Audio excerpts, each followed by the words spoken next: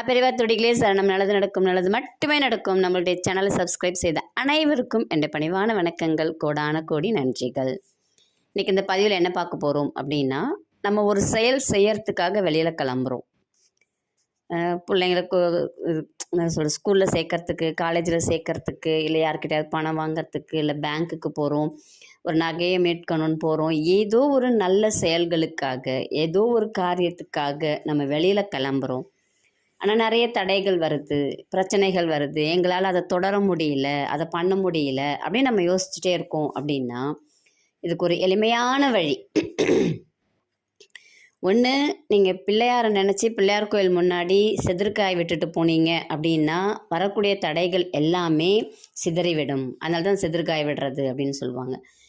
இல்லை அப்படின்னா உங்கள் வீட்டுக்கு பக்கத்தில் எந்த கோயிலுமே இல்லை அப்படின்னு நினச்சிக்கோங்க. அப்போது உங்கள் வீட்டில் நீங்கள் கிளம்ப போகிறீங்க அப்படின்னாக்கா ஒரு அரை மணி நேரத்துக்கு முன்னாடியே நாங்கள் இந்த வேலைக்காக போகிறோம், இங்கே போகிறோம், இதை நாங்கள் சக்ஸஸ்ஃபுல்லாக செஞ்சு முடிக்கணும் அப்படின்னு சொல்லிவிட்டு துர்காமாவை மனசார நினச்சிட்டு ஒரு 2 மண் அகல் தீபம் ஏற்றி அது நல்லா எரியிற வரைக்கும் இருந்துட்டு அதை மலை ஏற்றிட்டு அதுக்கப்புறம் நீங்கள் கிளம்பி போங்க. இல்லை நீங்கள் கோயிலில் போகிறீங்க, கோயில் சைடு போகிறீங்க அப்படின்னா அங்கே துர்கை இருப்பாங்கன்னா அங்கே போய் 2 விளக்கு போட்டுட்டு நீங்கள் துர்கையை நினச்சி 2 விளக்கு தீபம் போட்டுட்டு நீங்கள் கிளம்புங்க.